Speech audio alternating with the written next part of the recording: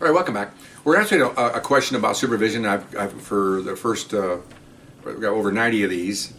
Most of them are supervision, an ongoing about my entire career, good, bad, ugly, whatever.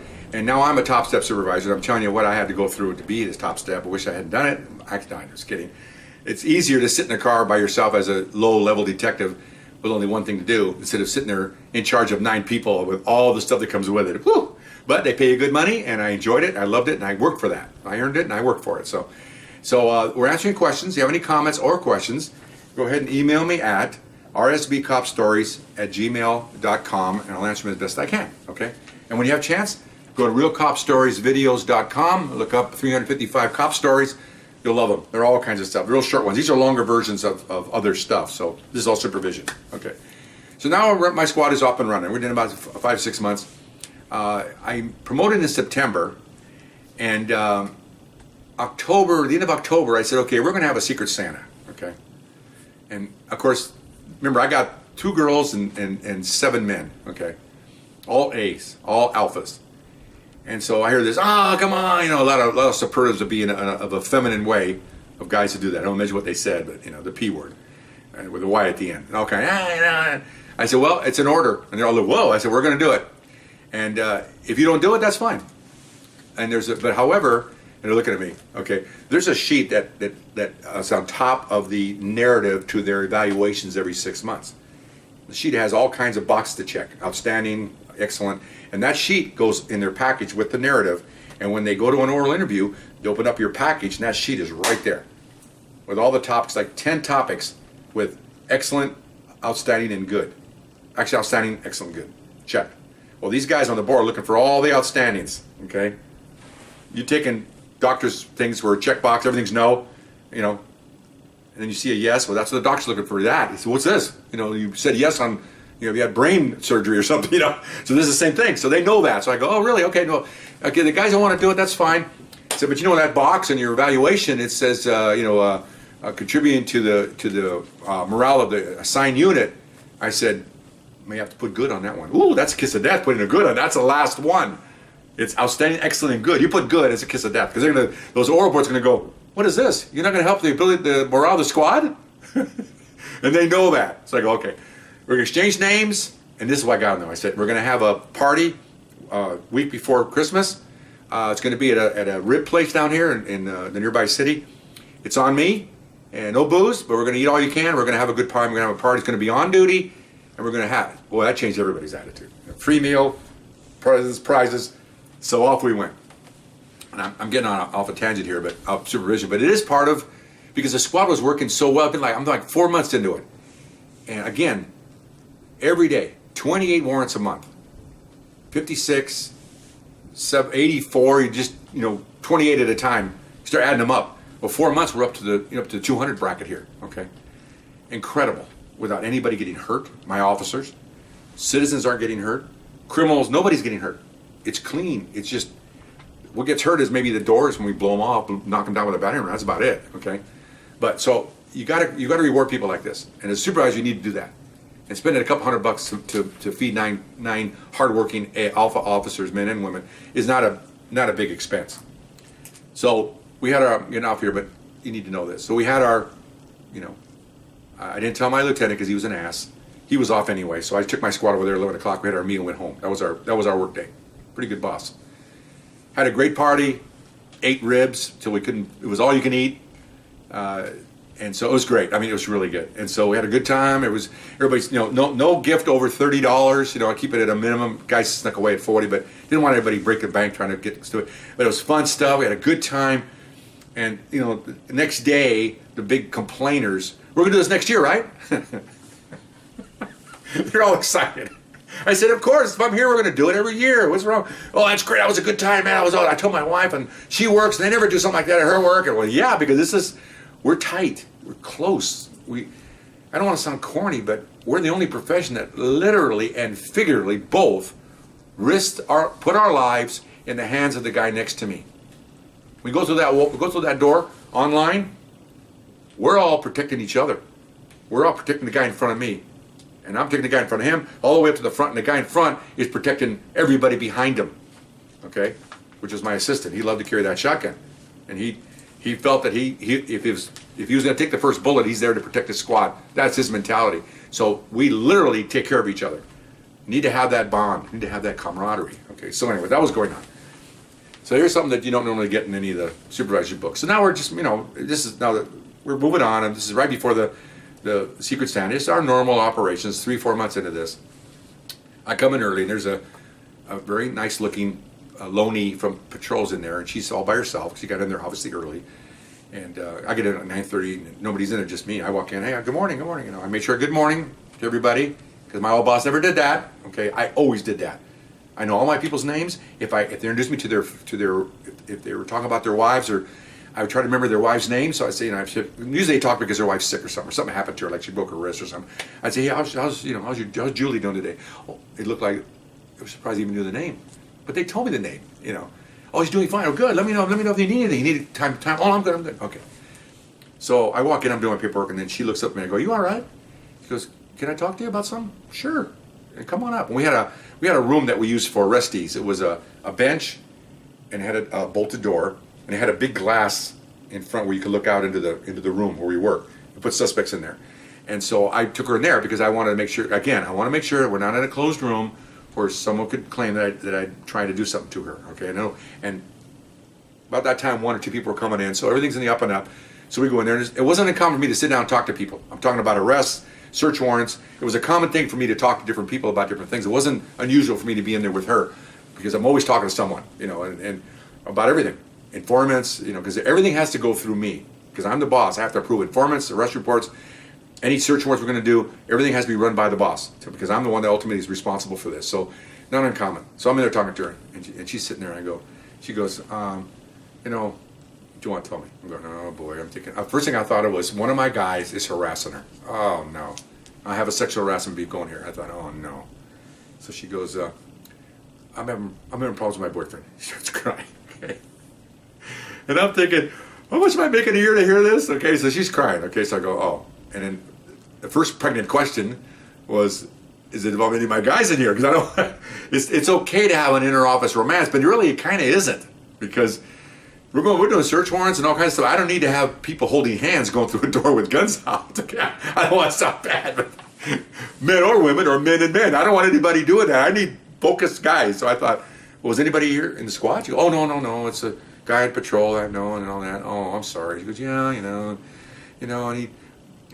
we broke up, and I still love him, and he went back with his wife. Okay, so now we have a love triangle, and his wife's on the job. So now we have 3 cops that are involved in this thing. He's having an affair with this lady that works for me. He's married. Everybody's got guns. The reason why I say everybody has guns is because there have been times where it doesn't really matter whether you're hetero or lesbian, whatever, where there's been serious love triangles going on, and there's been shots fired. Okay, not hitting anybody, but it's been where I'm going to scare you, and I come up to the house and you scream at your ex, and then somebody pulls out a gun and fires into the air, and everybody freaks out, and they all leave, and the cops come, and nobody's there. I mean, that's what's happening. Not good. Okay, we're supposed to be officers with psychological exam grades of passing to be firing guns off like this, but it happens. Okay, it's happened a couple times. I know what in the '80s we heard of a couple of love connections where one officer shot another one. None of it was killed, but they were actually wounded because they were having a jealousy thing going.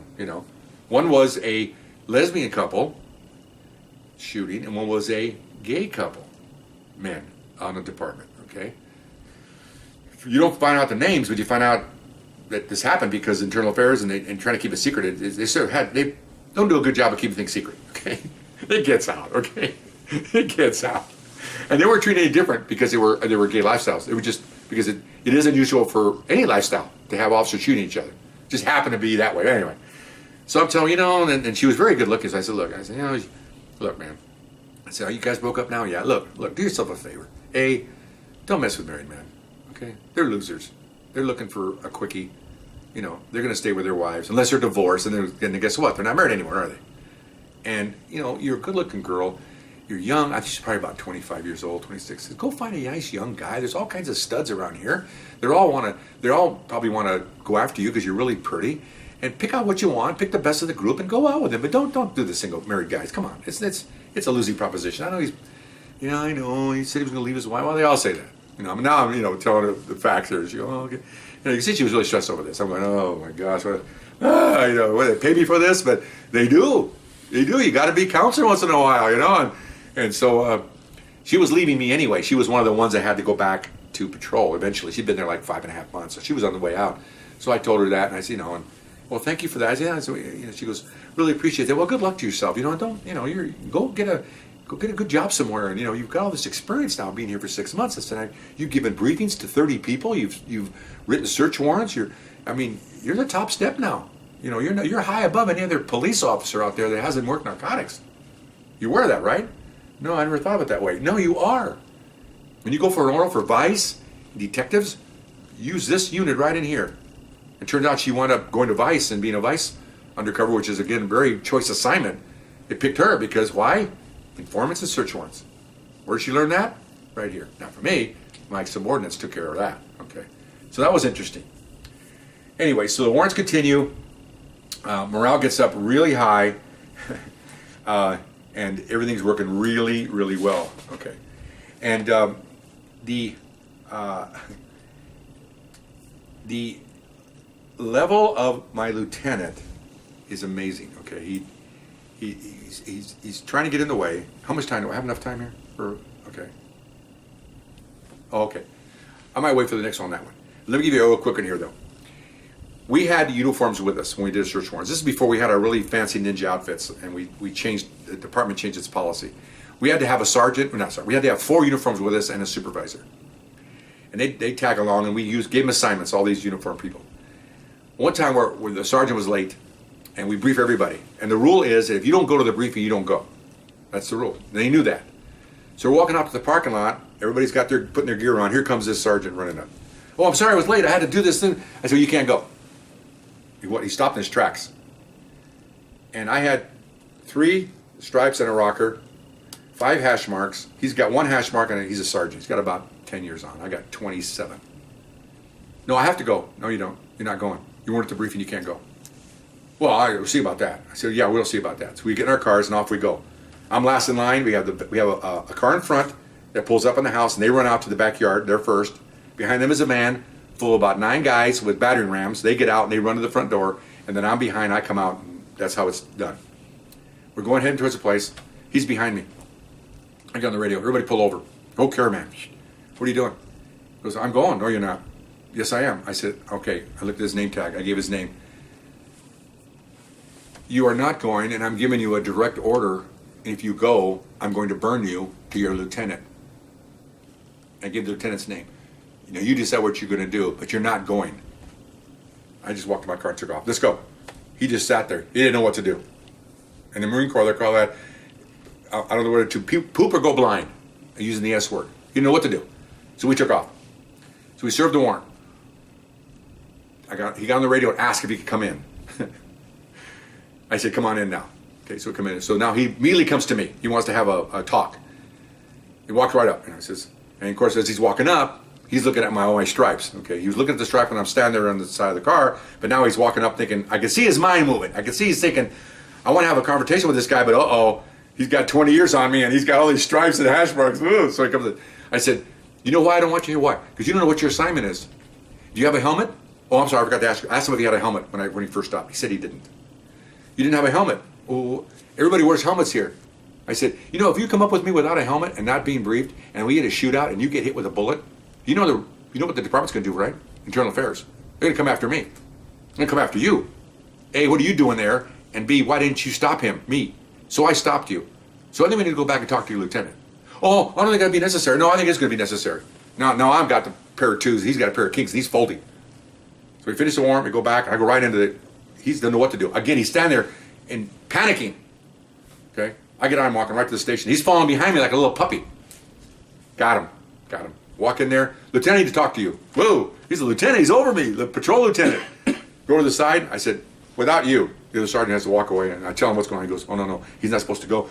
I said, you tell him that. You better tell all your sergeants that. Department policy is that if the investigation and the warrant is initiated by detectives, the detective supervisor is in charge of all other supervisors. That's policy. They have to have someone in charge.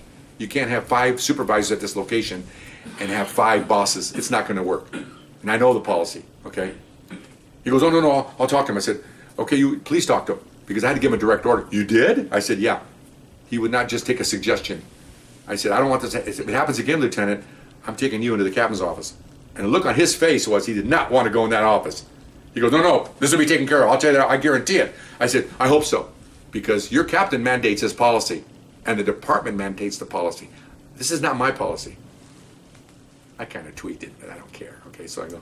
He goes, oh, understood. Okay, fine. And I said, you want to say something to this guy? I said, no, I already said something to him. Just tell him that he's not to go. I don't care what he was doing. And I guess he told Lieutenant when he ran out that he was doing some kind of administrative paperwork. That's why he was late. You have a stack of paperwork, and you're getting ready, and you have to go out and supervise a search warrant, your men on a search warrant with narcotics. You couldn't put that stack there. That stack is so important that it overrides you going out and on a tactical situation with a warrant and protecting your 4 officers that are with the narcotic detectives. I don't get that. I never understood paperwork superseding field work. I never understood that. To this day, I don't understand it. So he goes, yeah, he told me he was late. I said, well, it doesn't matter. He's late.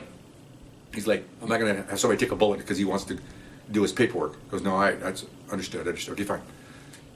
I went back, told my assistant what happened. He goes, whoa. I said, you can't do it, but I can. Okay? I said, it's not going to happen again. And it never happened again. They showed up early. They asked what they could do, asked if they could help, got their assignment, and off they went. Okay? Do your job. Don't get in the way. Don't get in the way, you know. And the other guys liked it too. The uniform guys liked this guy was kind of a jerk. And so the uniform guys told my guys, hey, that's pretty good, man. Your detective really knocked him down. They thought that was pretty funny. I thought it was pretty funny too. Okay? But, you know, in the old days, the guys don't know this. It's one of these things. Okay? Who's got the longer one? Right? Okay. Anyway. But I'll end the story on that note. I'm running out of time, and we'll see you next time. Okay? Hope you enjoyed it. Bye-bye.